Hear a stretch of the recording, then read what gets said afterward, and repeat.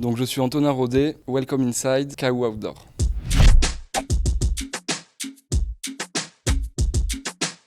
Étudiant moyen, on va dire. J'ai fait des études dans le design, graphisme, BEP. De là, je monte ma première boîte, genre à 17 ans. Je fais une marque de t-shirt qui marche pas du tout, mais c'était ma première expérience d'entrepreneur. Et puis après, je continuais avec un BTS dans la com, etc. Et puis en fait, je me suis très vite lancé, donc j'ai pas un gros parcours d'étudiant, on va dire.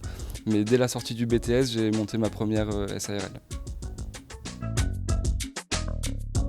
Mon projet KU Outdoor, en fait, c'est un projet qu'on a monté en famille. Donc mon père et moi, à la base, on est tous les deux un peu aficionados de loisirs outdoor. Moi, je fais un peu d'escalade, on fait pas mal de bivouac, de randonnée, de bateaux à voile. Enfin, on aime bien profiter de l'extérieur. Et en fait, un jour, on a voulu monter en rando avec des potes et puis on allait dormir dans des hamacs. Et en fait, il n'y avait pas d'arbres quand on est arrivé. On s'est dit, putain, c'est con de ne pas pouvoir transformer ce hamac au moins en abri ou quelque chose pour s'abriter. L'idée est née comme ça. Moi, à l'époque, j'étais dans la communication. Il m'a dit, j'aimerais bien que tu m'aides à monter ce projet. Et puis voilà, on a lancé un crowdfunding sur Ulule qui a bien marché. On a été contacté par Nature et Découverte, puis d'autres partenaires. Et puis voilà, la mayonnaise a pris. Et puis 3 ans, 4 ans après, on se retrouve là. C'est une histoire de famille, donc j'ai créé ça avec mon père, donc il y a plein de souvenirs importants qui entremêlent le côté pro et le côté perso, où on avance en fait dans les deux aspects. Les premières réussites, décrocher le téléphone et d'avoir le directeur d'achat de Nature et Découverte qui dit « Ah, j'ai vu votre projet et tout ». Bah, d'un coup tu dis ouais, c'est chouette.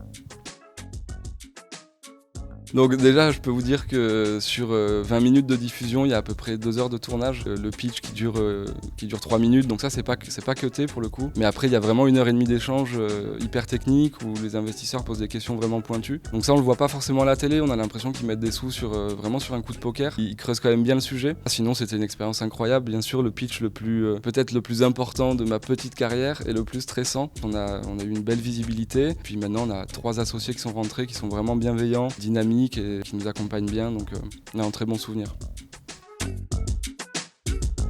Next step pour KU, il y en a plusieurs. On a été innovant dans notre produit, c'est-à-dire qu'on a inventé quelque chose de complètement nouveau. Maintenant, le but, c'est d'essayer de le distribuer de façon complètement nouvelle. Je ne peux pas en dire beaucoup plus, mais c'est les projets de 2021. On essaye de développer une manière de vente différente. Puis en même temps, on ouvre le Canada et les États-Unis pour développer un nouveau secteur, en fait. Si tu as eu envie d'entreprendre et que tu l'as pas fait, bah, dis-moi pourquoi. Si tu vois un homme reculer, le méprise pas, il est peut-être juste en train de prendre de l'élan. Ça, j'aime bien. Et ça se rapproche à une notion que j'aime beaucoup, qui est la notion de l'échec en fait. C'est-à-dire que pour moi, il n'y a pas d'échec. J'ai 31 ans, j'ai fait pas mal de trucs dans ma vie, ma courte vie on va dire. Et j'ai vécu des échecs et en fait tous ces échecs-là m'ont vachement formé. Voilà, la culture de l'échec, je pense que c'est un truc hyper important. Quand tu le prends comme une expérience, un échec ça devient une réussite et voilà. C'est un peu lié au dicton que je vous ai dit, c'est le côté voilà, il n'y a pas d'échec, il n'y a pas de gens qui reculent.